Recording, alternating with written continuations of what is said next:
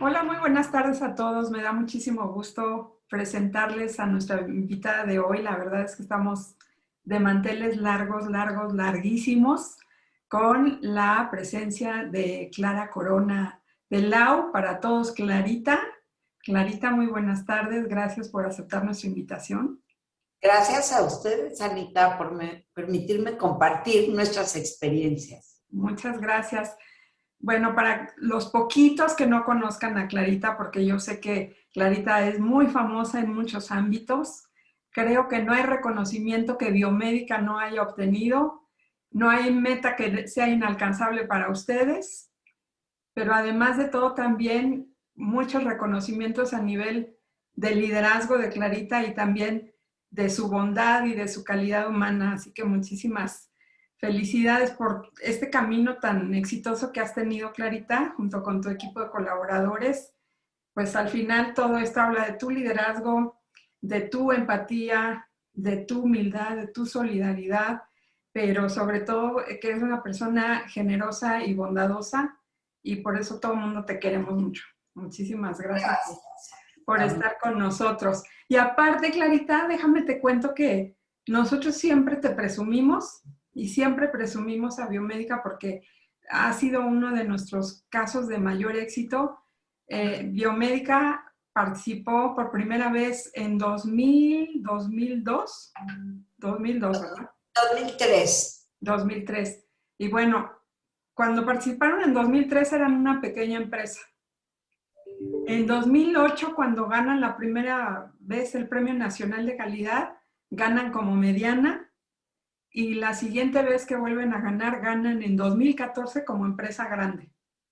Entonces ha sido un crecimiento exponencial y sé que hay muchas historias que nos vas a contar hoy de lo que ha sido en últimas fechas en uno de los momentos de mayores retos para las empresas en México. Y bueno, pues para eso te tenemos aquí, Clarita, y yo quisiera empezar por preguntarte cómo vivió la pandemia biomédica. Mira, antes de platicarte sobre la pandemia, me encantó que contaras la historia de cómo hemos ido evolucionando, porque yo creo que Biomédica es un buen ejemplo de implantación del modelo nacional en aquel momento de competitividad. Porque si nosotros crecimos y crecimos así tan exponencial, digamos, pues sí, yo se lo puedo asignar al modelo.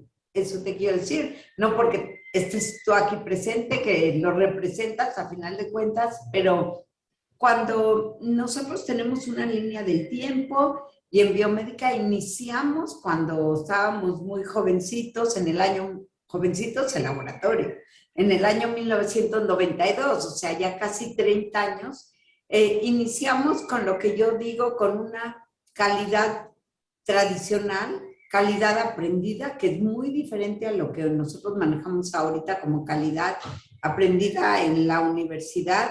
Y fuimos evolucionando. Llegó un momento en que yo dije, bueno, no es suficiente que yo diga que somos un buen laboratorio, nos los tiene que decir un tercero, ¿no? No puedo ser juez y parte. Entonces incursionamos en aquel momento en las normas ISO. Fuimos de los primeros laboratorios en haber implementado una norma ISO de la familia de las 9000, lo cual nos ayudó mucho, más que externamente, porque no se conocía mucho, y menos en laboratorios clínicos que alguien manejara normas ISO, pero nos ayudó mucho internamente para manejo de procesos operativos, ¿ok? Entonces, pues estábamos muy contentos, ya nos medían la competencia, las competencias técnicas, pero llegó un momento que yo dije, bueno, estamos muy bien, pero la norma no me mide todos los procesos de la organización, todas las aristas de la organización. Entonces fue cuando empezamos a incursionar y en forma muy naif, ¿eh? Como diciendo, "Ah, somos Juan Camané, ya tenemos la norma ISO, ya se escuchaba, ya habíamos salido en el periódico, ¿no? Ya somos lo mejor.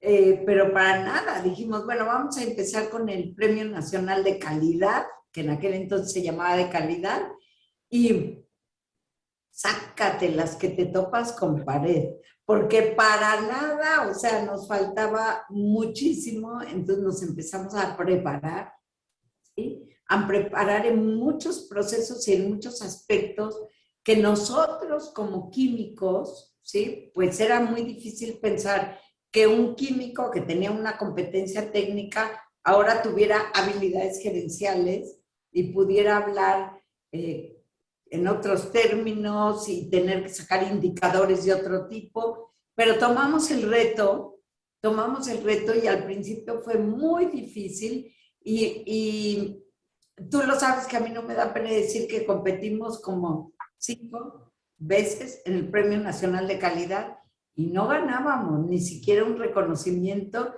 y yo me sentaba y respiraba hondo y decía, híjole, de veras que somos persistentes porque ahí vamos la otra vez. Y bueno, a final de cuentas llegó un momento en que yo recibí una llamada, en la última vez que competimos, una llamada del Instituto del Fomento a la Calidad, donde nos decían que habíamos ganado y como yo les decía a mis colaboradores, yo ya tenía el speech de decir, pelear, no se dan cuenta que las empresas pequeñas también podemos y que nosotros podemos ganar y no dimensionan el tamaño de la empresa.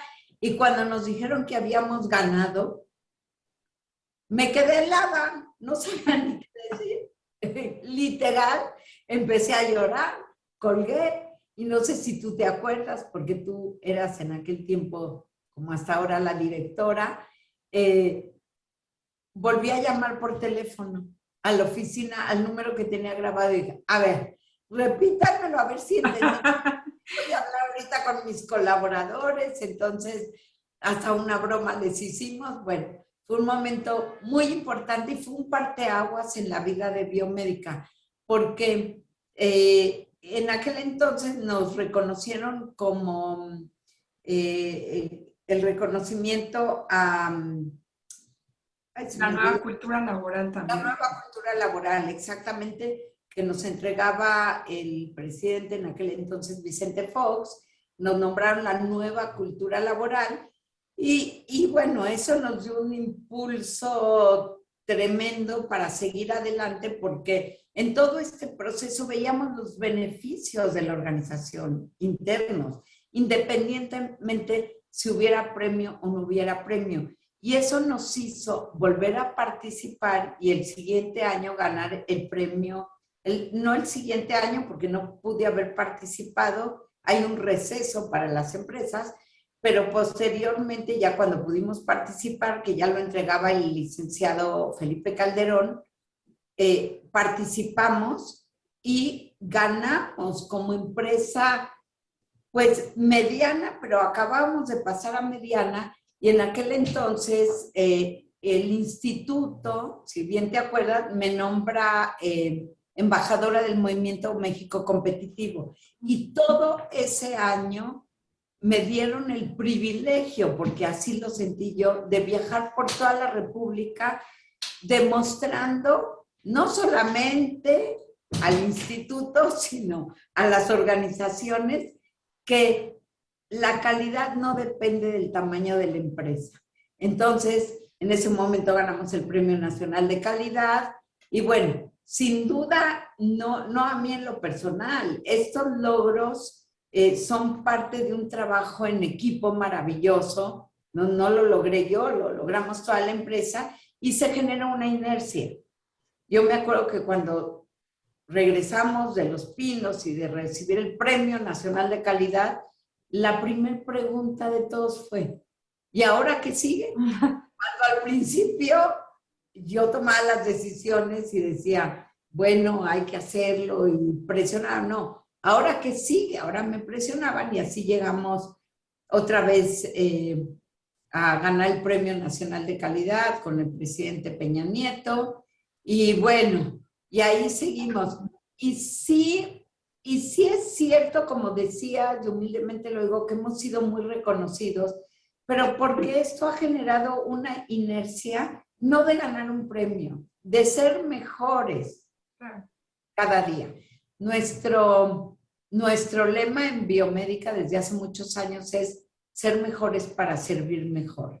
Y finalmente termina en un premio, pero nuestro objetivo no fue el premio. Cuando nosotros iniciamos con nuestro modelo de COVID, que me preguntaba, bueno, no existía el premio de empresas excepcionales. Esta convocatoria salió en este año, ni siquiera el año pasado que nosotros iniciamos con nuestro modelo. Entonces, claro, es muy satisfactorio, es muy motivador ganar un premio, pero lo importante es lo que genera dentro de la organización y lo que genera dentro de esta organización que nosotros estamos en servicios de salud es un servicio que vamos a dar a la comunidad y vamos a generar un país mejor, un país más sano, un país con bienestar, y eso es nuestro objetivo cada vez que nosotros nos metemos en un reto tan grande como esto, ¿no?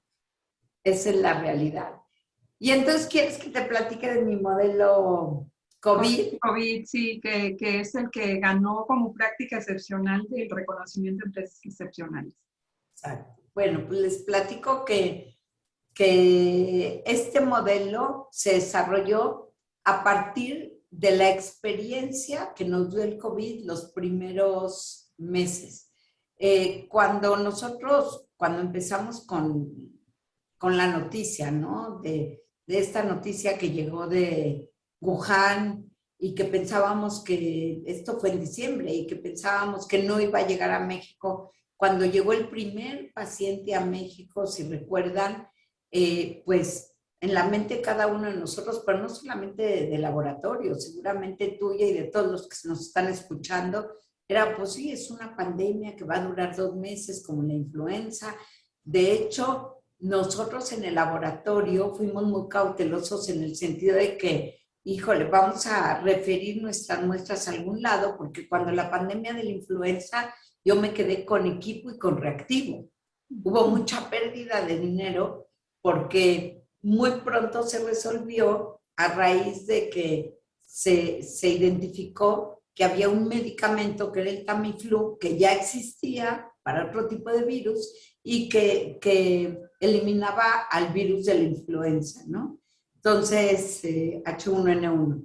Entonces pensamos que así iba a ser, es la realidad, y de repente, pues 1 mes, 2 meses, referíamos nuestras pruebas, de al tercer o cuarto mes dijimos, no, esto no para, y el panorama no se veía que se iba a solucionar. Entonces, lo primero que hicimos es convertir nuestro departamento de biología molecular en un departamento que también procesara pruebas de COVID para SARS-CoV-2. Todo esto lleva un proceso, porque así como nosotros nos caía de sorpresa esta pandemia, también a la industria farmacéutica y a la industria de diagnóstico. Entonces, aunque tú quisieras hacer pruebas de biología molecular, era muy rudimentaria, donde nosotros referíamos, era más, no eran equipos automatizados, no sé si se acuerdan que se entregaban las pruebas en 3 días, 3, 4 días, pero bueno, había un maravilloso doctor al cual estimo mucho y lo respeto mucho porque es un gran biólogo molecular, en donde trabajábamos junto con él y nosotros le mandábamos muestras a él.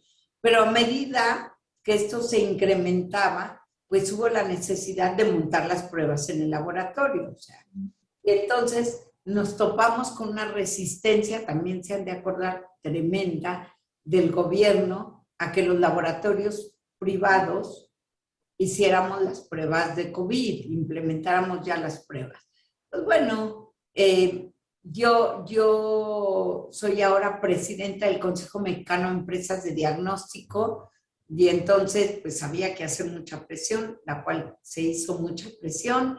Días después ya nos autorizaron a hacer las pruebas COVID, entonces empezamos, no solamente yo, todos los laboratorios a hacer pruebas COVID, pruebas de PCR por biología molecular y entonces pues abrimos nuestro departamento de biología molecular, lo remodelamos a medida que pasaba el tiempo porque ya había que meter equipos automatizados para la extracción del DNA, para la amplificación de la muestra, para poder medirla. Y la verdad que fue un trabajo muy arduo, ¿no? Pero lo logramos y lo logramos como muchos laboratorios. El reconocimiento es para muchos otros laboratorios de nuestro país que no hubo de otra más que ponernos las pilas. Comed, yo represento 75 laboratorios.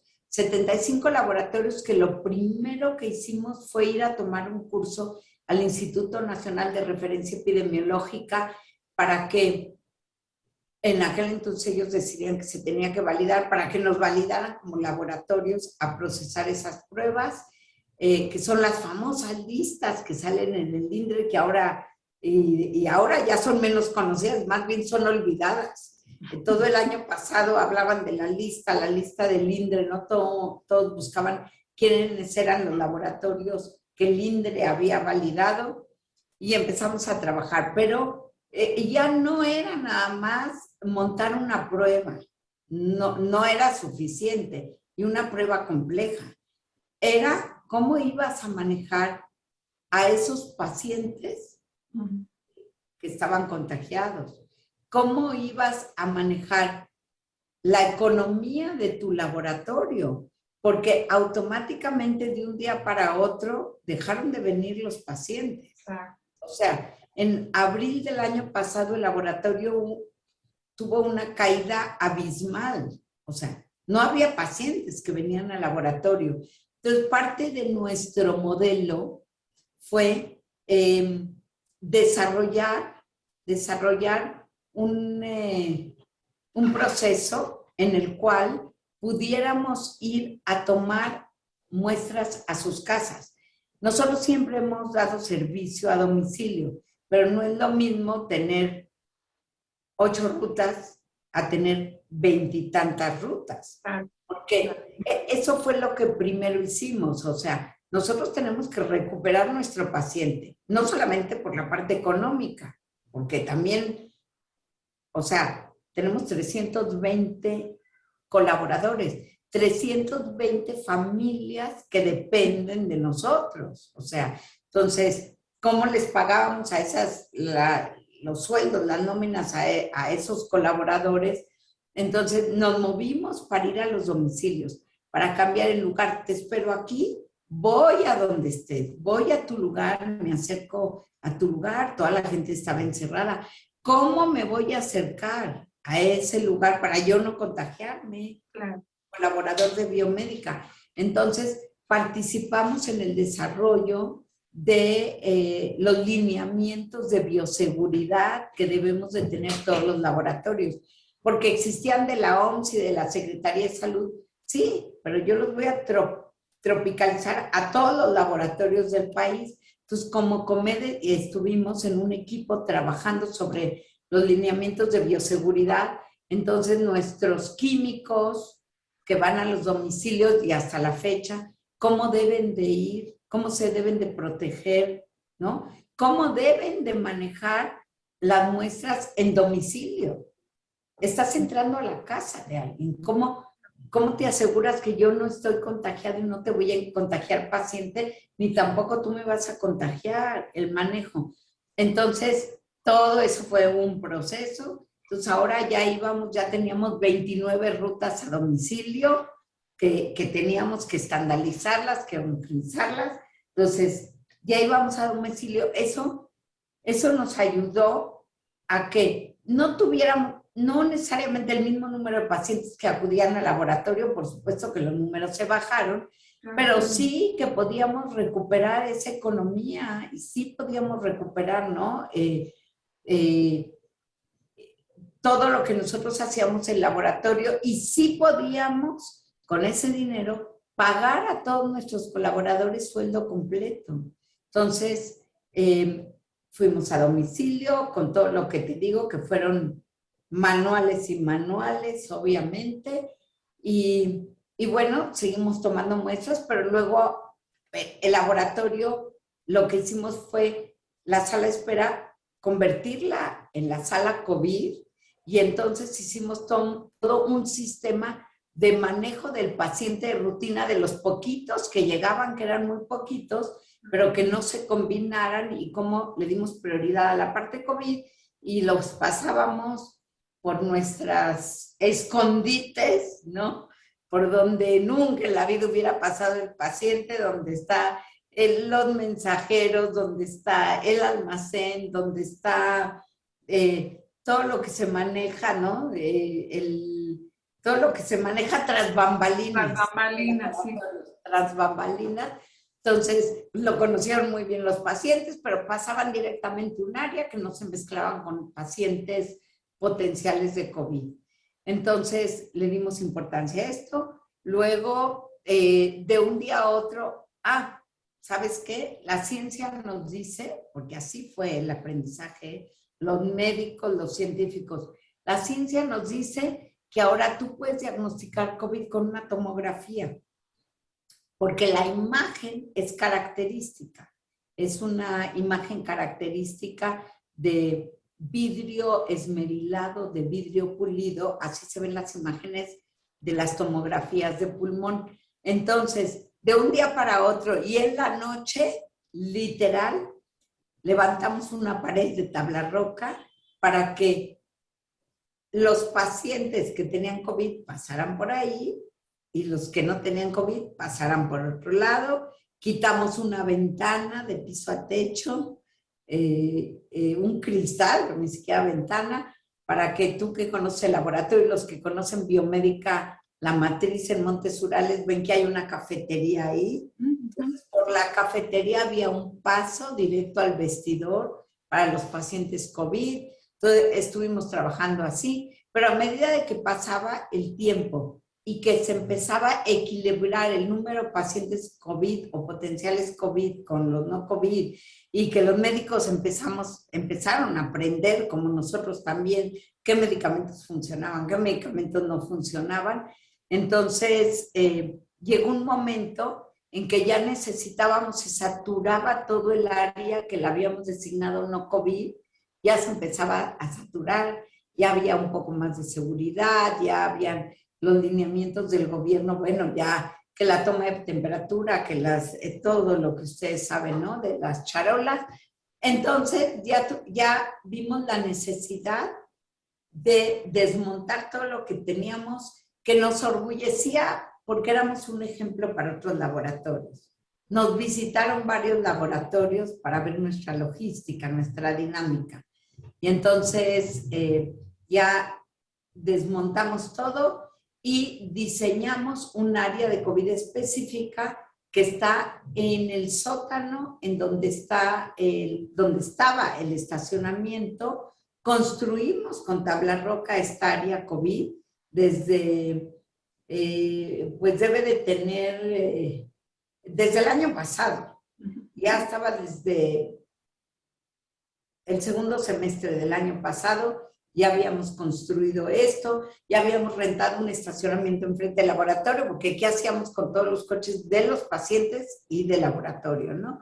Y entonces, esta área COVID que la mantenemos otra vez, no solamente construimos el área donde los pacientes que vienen ven donde se toma la muestra, construimos un área donde se recolectan estas muestras que tomamos, construimos un área donde hacemos todo el proceso de vestimenta de los químicos, cuando se visten con todos esos trajes blancos o ya ahora que son las batas especiales, porque quiero que sepan que los lineamientos, o sea, tú como químico no te puedes ni vestir ni desvestir solo. Te tienen que ayudar. Te tienen que ayudar a vestirte, a desvestirte, porque imagínate que estás en una jornada donde te estás cambiando cada vez la bata, que la tienes que cambiar cada X tiempo, y si tú empiezas a cambiártela así, y de veras le tomaste una muestra que el paciente salió positivo, pues ya regaste el virus por todos lados. Acuérdense que este virus está más que comprobado que se encuentra muy fácilmente en los aerosoles, en el ambiente. Entonces, entonces hay que tener muchísimo cuidado. Metimos filtros, metimos para sanitizar, porque está cerrado el lugar. Dejamos un espacio para que los coches, para que el paciente que no quiere bajar de su coche, se le tome en el coche, se le cobre en el coche. Pero cuando las filas eran muy largas, que afortunadamente ya bajaron, pues no nos dábamos abasto entre coches y entre unifilas que daban las vueltas, obviamente con su distancia. Entonces, sí fue un proceso estratégico importante donde hubo mucha gente involucrada, mucha gente. Como decía, ya, ya lo hacemos como maquinita. Como les digo, nos felicitan mucho por nuestro modelo que fue reconocido, porque sí, la gente aplaude, que se siente segura, la gente aplaude que no se tarda nada, es rapidísimo. Ya obviamente hacemos pruebas rápidas también, con la bioseguridad necesaria.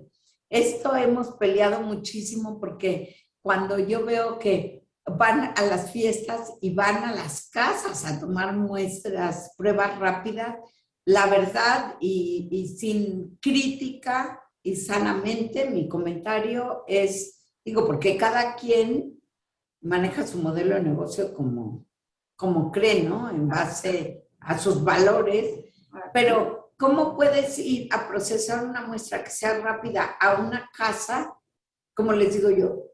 A ver, ¿en dónde? Porque la prueba rápida, abres el tubo ahí. No es lo mismo que tomar la muestra, lo ingresas en el tubo y te lo llevas a un lado a procesar. La abren ahí, la ponen ahí, ¿en dónde? En la cocina, en el cuarto del paciente. Y sí, la mayoría son pacientes negativos y cuando tienes uno positivo que no sabes. Otra cosa que está tremenda en esta pandemia son los asintomáticos, porque cerca del 30% de los pacientes son asintomáticos. Entonces, no, pero si yo no tengo nada, no tienen nada, pero ese es el problema. El paciente que cree que salió positivo y que sea asintomático y que sigue su vida normal, pues está contagiando por lo menos a 9 personas. Entonces, han sido tiempos muy, muy difíciles, muy en la parte de rentabilidad del laboratorio, pues sí, han sido tiempos buenos en comparación con otros sectores y otras industrias. Bueno, sin duda, eso no se puede negar, pero ¿para qué nos sirvió ese dinero? Para pagarle a nuestros colaboradores tiempo completo, para pagarles el PTU, que ya estén en el PTU, para innovar con todo lo que hicimos, con ese modelo. Todo esto costó mucho dinero, ¿no? Todo lo que hacíamos eran tomas de decisiones que tenían que ser muy, muy ágiles, ¿no? Yo creo que se puso muy a prueba toda la agilidad y la flexibilidad de biomédica, y con todo lo que platicas me quedo pensando mucho en todo este cambio en las infraestructuras, pero sobre todo en el servicio, en el autocuidado de los colaboradores y ellos también en la preocupación por sus compañeros y también por la de los clientes. Entonces se vuelve una situación de extremo cuidado entre todos para proteger la salud y pues al final de cuentas, como tú lo dices, quizá todos los sectores se vieron afectados en esta época, pero yo creo que los aprendizajes más fuertes los tuvieron ustedes que estuvieron al frente de la batalla y al frente con la enfermedad. Y yo quisiera preguntarte precisamente eso, ¿cuáles son los grandes aprendizajes que te quedas y que te van a servir para el futuro de biomédica? Mira, primero, independientemente de aprendizaje, creo que reforzamos lo que ya sabíamos, que somos flexibles, que nos adaptamos muy rápido. Lo sabemos, pero nunca hubiéramos pensado a estos niveles. cuando te digo tomas a domicilio, que nosotros también hacemos pruebas rápidas a domicilio, pero venimos a procesarlos a los lugares, a las islas que tenemos con manejo de bioseguridad, ¿no? Tanto como el PCR. Pero la verdad es de que, ¿cómo nos adaptamos a las tomas a domicilio? Nosotros cuando teníamos 18, 20 tomas a domicilio, porque teníamos exactamente en los últimos años ese programa de incrementar tomas a domicilio, ya era, bueno, ya hubo 20 tomas a domicilio este día, ya hubo, un día le hablé a Evelyn, que la conoces, que es la gerente de innovación y que es la que implementa proyectos nuevos. Un día le hablé a Eve cuando vi cuántas habíamos hecho ese día, y era cuando empezábamos. Dije, Eve, ¿cuántas? Eran muchas tomas, 20, ¿verdad? Sí. Hoy tuvimos 67 tomas. O sea, ¿cómo lo hicimos? No, que no podíamos, ¿no? Y bueno, no te quiero decir cuántas tenemos ahorita, porque el paciente, y muy bien, y me encanta, pues ya se acostumbró, claro. Ya sabe que podemos ir a domicilio, ya sabe que su tiempo, como su tiempo vale, no tiene por qué salir al tráfico, está cómodamente en su casa, ¿no? No necesita estar enfermo para que vayamos y así, ¿no? Aprendimos que somos resilientes. Esa es la verdad. Que no te funcionó la pared, o sí funcionó, o sabes que hicimos mal esto y hay que modificarlo, pues hacíamos juntas, las juntas que tenemos nosotros una vez al mes, pues eran una vez al día. Claro. O sea, porque todo se movía rapidísimo, entonces no te funciona órale, no hay que llorarle, hay que darle vuelta a la página y seguirle. Nos costó, bueno, si nos costó, ni modo, es el costo de lo que estamos haciendo y de que tenemos que adaptarnos a lo que estaba sucediendo. Aprendí hoy más que nunca que el trabajo que hacemos nosotros, lo que nos toca, se necesita vocación. Se necesita, porque sin duda a mí, la familia, y yo estaba en el grupo de esa gente que debería estar encerrada, como dicen, a lodo y piedra en su casa. Cuando tú tienes una vocación, y yo le decía a mi familia, y por supuesto no les hacía caso, me decían, mis hijas sobre todo, o mi esposo, mami, ¿qué haces allá, ma? Cuando la presión era tanta y te daba mucho miedo, les ponía un ejemplo. Dije, a ver, siéntense, ese es el lugar donde yo tengo que estar ahorita. Y la segunda, les pongo un ejemplo. Es como si el ingeniero, y les damos un nombre de un ingeniero conocido, después del temblor no se quiere meter al edificio porque le da miedo, porque no puede revisar porque le da miedo. Digo, no. ¿Y no te da miedo? Le dije, no me da miedo, porque si pensara en el miedo me paralizaría. No, hay que estar al pie del cañón. Y la gente que estaba aquí al pie del cañón, que eran todos, porque hasta con los que tenían condiciones batallábamos para que se quedaran en su casa y no se querían quedar, ¿no? Condiciones de riesgo. Todos con una vocación. A ver, yo te digo a ti o a cualquiera, mira, te va a tocar un mes estar en el área COVID. Tú te aterras. No hay duda. Yo no sé hacer lo que tú sabes hacer, Anita, ni lo que sabes hacer. Leyendo, ¿sí me entiendes? Me aterran otras cosas, pero aquí nadie dudaba que era su labor y que tenía que estar ahí. Y con orgullo a todos los que están oyendo les puedo decir que nunca se nos contagió un colaborador del área COVID. Son son brigadas de 18 personas, de 15 personas, ni uno solo del área COVID. Tuve en el laboratorio, sí, pero venían de afuera. Se contagió la mamá y entonces el administrativo se contagió y entonces el administrativo contagió, ya saben, ¿no? La misma cadenita que en todos lados. Sí. Pero del área COVID nuestra, ni uno solo. Emocionalmente es muy difícil. Por eso te digo, tiene sus pros y sus contras. Es muy difícil como yo cuento, y no este año ya cuando después de febrero que empezó a bajar, ya es otra historia, pero el año 2020 vivimos alrededor de la muerte.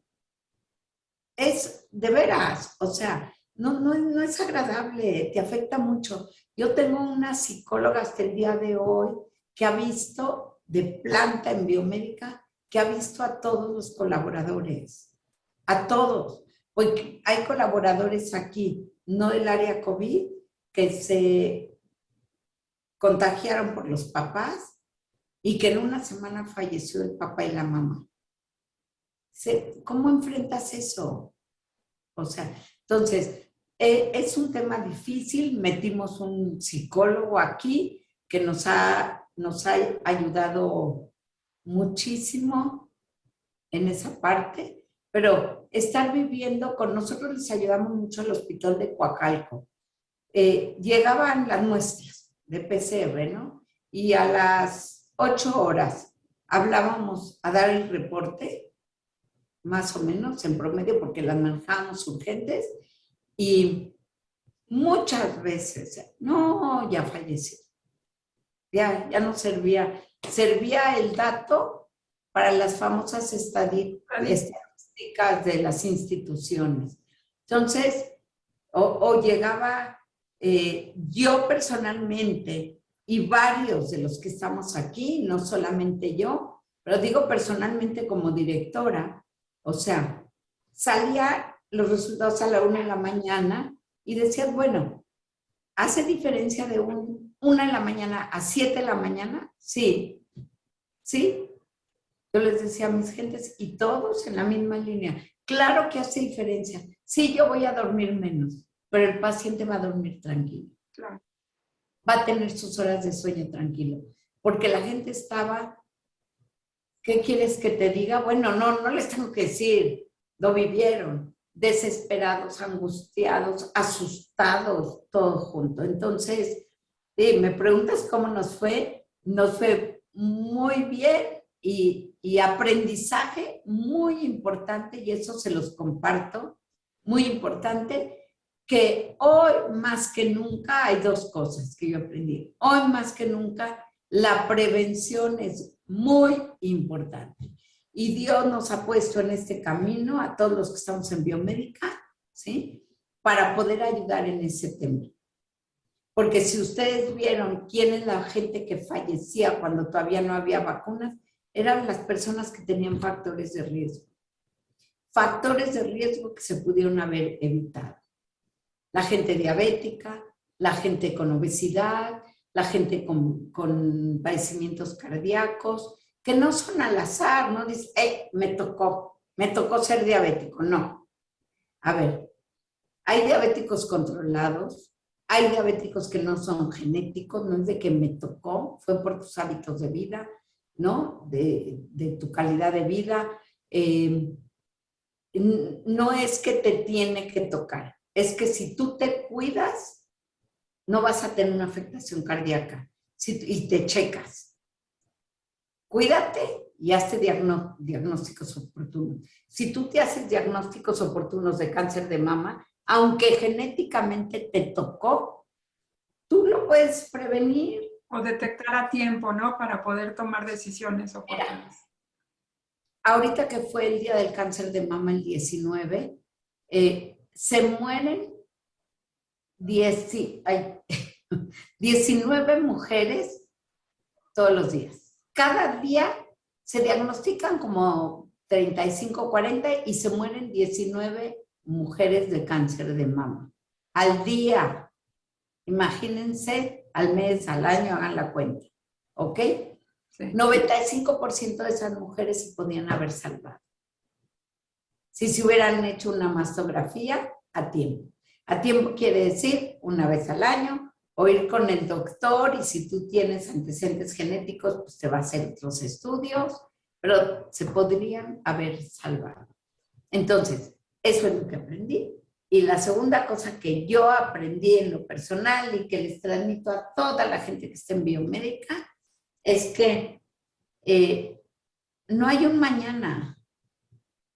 No, no dejes para mañana. Como el dicho que dice, no dejes para mañana lo que puedas hacer hoy, que lo relacionas con el trabajo o con pendientes. No, no dejes para mañana lo que puedas hacer hoy. Decirle a los tuyos que los quieres, convivir con ellos día a día.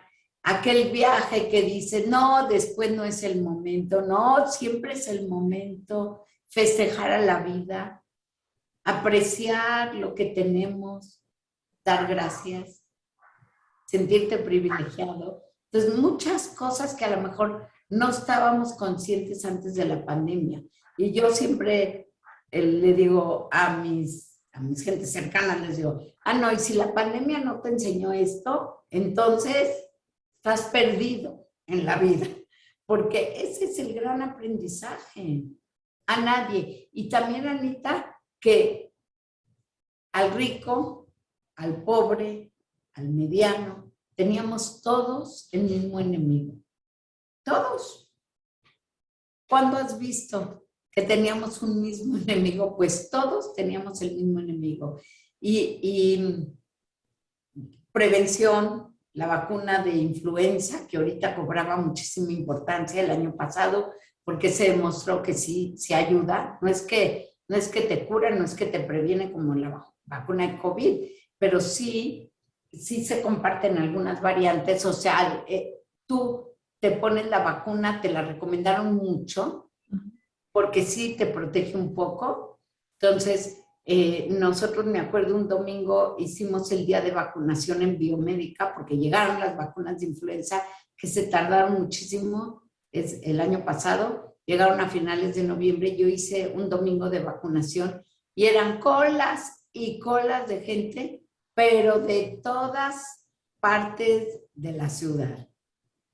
Y cada uno formadito, y doctores formaditos, y gente humilde formadita para ponerse la vacuna de influenza. Entonces, creo que esta pandemia nos ha enseñado en la parte profesional y humana mucho, porque yo la llamo que es la pandemia de la solidaridad, ¿no? No, nunca mejor nombrada. La verdad es que todos hemos necesitado de todos y más que nunca también hemos estado unidos, ¿no? Para salir adelante juntos. Sí. Sin duda. Y me encantan estos aprendizajes que tú dejas porque deberían ser para todos, ¿no? Tanto la prevención, el cuidado, el valorar lo que realmente es importante y darle su espacio, ¿no? A eso que realmente te da felicidad en la vida. Clarita, quisiera preguntarte, ah, con todo esto que hemos vivido, con todo lo que nos has platicado y viendo hacia el futuro, ¿cuáles crees tú que sean esas características que debe reunir el líder para una nueva normalidad o para responder a un mundo que teníamos, que no estaba visualizado en nuestras mentes y que de alguna forma también esta pandemia nos hizo entender que las situaciones como esta pueden suceder y que la empresa y las organizaciones tienen que estar mejor preparadas para hacer frente a todo esto? ¿Cuál crees tú que sea ese perfil del nuevo líder para una nueva forma de vida? Mira, yo creo que el líder, y ahorita hay muchas capacidades para eso, tiene que ser un líder transformador, definitivo. Ya un líder que esté enfocado en el colaborador, en sus colaboradores. Un líder que esté enfocado en mejorar la calidad de vida de los colaboradores. No solamente de ver por el cliente externo, sino iniciar por el cliente interno, ¿no? Un líder que tenga en su mente y en su visión que su empresa tiene que ser sostenible. Un líder que tiene que cuidar el planeta y que tiene la capacidad de cambiar la vida de las personas que están con él, y en todos los sentidos, ¿no? O sea, cambiarles la vida y enseñarles a que si no cuidamos el planeta, pues nos afecta a todos, ¿no? no podemos seguir con las prácticas que tenemos ahorita. Pero yo creo que un líder en una empresa, y me jacto de que nosotros lo hacemos, y desde antes, tiene que poner énfasis en que todos, o sea, no las jerarquías, que todos somos iguales, que todos, que debemos trabajar en forma sistémica, no en feudos, que yo hago lo mío y como estamos acostumbrados, Claro. en silos, que tenemos que saber el rol y que desempeñamos cada uno en la organización y darnos cuenta que todos nos tenemos que apoyar, si no, no podemos llegar a los retos, que nos tenemos que transformar digitalmente, y esto lo digo con una cara así, porque yo soy de otra generación, yo soy del tercer acto, y me cuesta un trabajo tremendísimo, pero no hay de otra. O sea, no hay de otra, tenemos que hacer una transformación digital, y que las empresas, y es muy importante, que siempre ha sido, pero yo creo que ahorita lo tenemos que tener clarísimo, que las empresas, para poder sostenernos, para poder hacer muchas cosas por la comunidad, tenemos que ser rentables. O sea, tenemos que sí tener mucho foco en la rentabilidad, en que permanezcamos en el mercado, pero ¿para qué? ¿Para qué necesitamos ese dinero? Sin duda, para hacer patrimonio que sobreviva, pero para que tu colaborador seas mejor, para que yo con mis proyectos pueda tener un México mejor, pueda ayudar a la sociedad, para que yo los pueda capacitar, ¿no? Obviamente para darle atención y para ayudarte a que sea sano al cliente externo, ¿no? Pero para muchas otras cosas, si no somos rentables, si no vemos los resultados, pues no vamos a poder lograr muchas cosas que queremos hacer dentro de la empresa, independientemente de generar patrimonio, ¿no? Que como empresa, y yo te estoy hablando como empresaria, pues es el punto número uno, ¿no? Si no, no eres una empresa. Claro. Buenísimo, Clarita. Muy balanceado, ¿no? Buscar el balance en la empresa y al final de cuentas, en la medida que uno pueda ser exitoso, puede uno regalar éxito hacia los demás para contribuir. Finalmente, Clarita, te quiero hacer una pregunta que tiene que ver con el reconocimiento de empresas excepcionales y sobre todo pensando en lo que te decía al inicio de que ya tienen ustedes todos los reconocimientos habidos y por haber. ¿Por qué participar en el reconocimiento y por qué deberían de entrar otras empresas? Bueno, mira, porque sí tenemos muchos reconocimientos, pero acuérdate el lema que te dije: ser mejores para servir mejor. Claro. Sin ver, el reconocimiento es la cereza del pastel, Anita. Claro. O sea, entonces, si yo quiero ser mejor, tengo que estar constantemente mejorando, una mejora continua, ¿no? Entonces, el obtener un reconocimiento así, con un modelo que sabemos que fue exitoso, porque lo sabemos, porque mira, ahorita seguimos trabajando como si nunca hubiera pasado esa pandemia, ¿no? En cuanto a muchos indicadores, pero es como decía, que alguien evalúe tu trabajo, que alguien te diga: sí, sí eres el mejor, eres una empresa excepcional, tu práctica estuvo excepcional. Y lo más importante, porque si yo tengo una práctica excepcional, la puedo compartir con gente de mi sector. Si a alguien le interesa, bienvenidos, porque es un motivador para los colaboradores, para todos y cada uno de ellos, que fueron toda la empresa, que se estuvieron partiendo el lomo día y noche. Cuando digo día y noche, porque así nos tocó, es un gran reconocimiento. ¿Y por qué invito a la gente que se inscriba? Porque es un motivador grande. Porque si tú ya sabes desde ahorita que vas a entrar a un reconocimiento de empresas excepcionales, pues vas a buscar la mejora. Claro. Para ser excepcional, tienes que estar, no tienes que ver como ya recibí 3 veces el premio nacional, ahora empresas excepcionales, ahora no sé qué, y ahora no sé qué. No, ahí no termina. Como dicen, que los sueños empiezan aquí y hasta el cielo. O sea, no hay un tope. Entonces siempre puedes más, siempre puedes ser mejor, y si eso mejor siempre es por ayudar a un prójimo, como te digo que tenemos la fortuna nosotros de estar en un servicio de salud, pues no vamos a parar, ¿eh? ¿Qué sigue? ¿A qué nos invitas? A Empresas Excepcionales 2022. Oye, ¿y no va a haber Premio Nacional de Calidad? Tiene que haber Premio Nacional de Calidad también, claro que sí. Bueno, pues, Esperemos para 2022 ya tener buenas noticias en ese tema. ok, estaremos apuntadísimos, ¿eh? Buenísimo, pues Clarita, te agradecemos muchísimo, que nos hayas compartido tu experiencia, todo lo que vivieron, todo lo que están haciendo tus colaboradores, este gran esfuerzo que realizaron, y me quedo mucho con eso que nos compartes de la vocación, porque efectivamente no todos tenemos la vocación.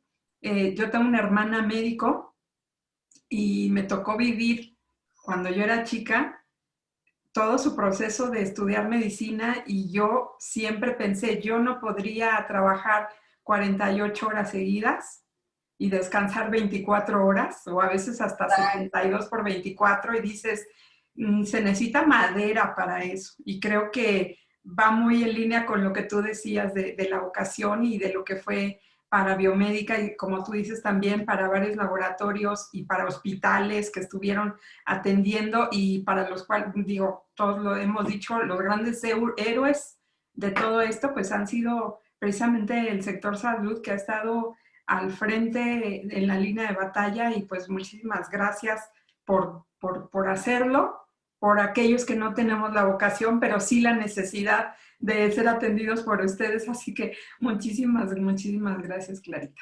Al contrario, Anita, gracias por tu tiempo. Saludos a todos los que nos escuchan y nos ven. Muchas gracias.